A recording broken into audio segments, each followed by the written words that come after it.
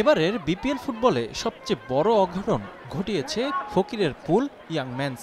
উঠতে থাকা মোহামেডানকে হারিয়ে আলোচনায় মতিঝিলের দলটা। ফুটবলে যে কোনো দলই বড় নয় তা আরও একবার প্রমাণ করেছে তারা।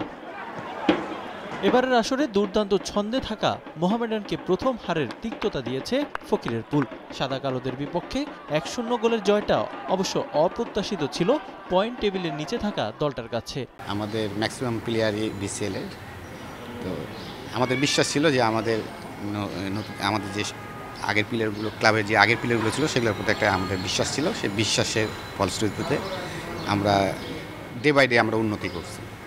এর ধারাবাহিকতায় মোহামেডানের সাথে যদিও আমরা এতটা ভালো করবো এর আশা করিনি, কিন্তু বাট খেলোয়াড়রা সেটা প্রমাণ করেছে যে না, সম্ভব। বিসিএল চ্যাম্পিয়ন হয়ে লম্বা সময় পর প্রিমিয়ার লিগে ফিরেছে মতিঝিল পাড়ার ক্লাবটি। জোড়াতালি দিয়ে গুছিয়েছে দল, তাই মোহামেডানের মতো দলকে হারিয়ে আত্মবিশ্বাস বেড়েছে তাদের। এছাড়া মধ্যবর্তী দল বদলে নিজেদের শক্তিমত্তা বাড়াতে চায় তারা। ইনশাল্লাহ, যেহেতু মোহামেডানকে আসলে কেউ তো হারাতে পারেনি, আমরা হারিয়ে একটা নজির স্থাপন করছি।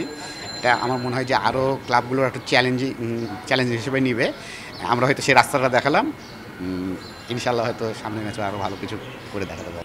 ফেব্রুয়ারিতে ফেডারেশন কাপে মোহামেডানের বিপক্ষে মাঠে নামবে ফকিরের পুল। প্রিমিয়ার লিগের জয় পুঁজি করেই ফেডারেশন কাপেও জয় তুলে নিতে চায় তারা। এদিকে ফেডারেশন কাপে একের পর এক চমক দেখাচ্ছে রহমতগঞ্জ। মোহামেডানকে হারিয়ে টুর্নামেন্ট শুরু করেছিল তারা। গ্রুপ পর্বে শীর্ষস্থান নিয়ে ঢাকা আবাহনীর সঙ্গে লড়াই চালিয়ে যাচ্ছে পুরান ঢাকার ক্লাবটি। এবার তাদের চোখ শিরোপায়, হারাতে চায় ঢাকা আবাহনীকেও। মোহামেডান আবাহনীর সাথে আমরা আগেও অনেক ভালো ভালো রেজাল্ট করেছিলাম। এখন বর্তমানে আমরা তাদের সাথে তাল মিলিয়ে কাজ করছি, যে আমাদের টিমও মোটামুটি ভালো আছে। আমরা আশা করি তাদের সাথে কাছাকাছি থাকবো আর কি। আর প্লেয়াররা ভালোভাবে খেলতেছে, আশা করি আমরা ফেডারেশন কাপ ভালো একটা রেজাল্টই করব। পুরান ঢাকার ঐতিহ্যবাহী ক্লাব রহমতগঞ্জ স্থানীয় প্রতিভাবান খেলোয়াড়দের জন্য অত্যাধুনিক মানের একাডেমি করার পরিকল্পনা করছে ক্লাবটি। রিফাতুল ইসলাম মিরন, সময় সংবাদ, ঢাকা।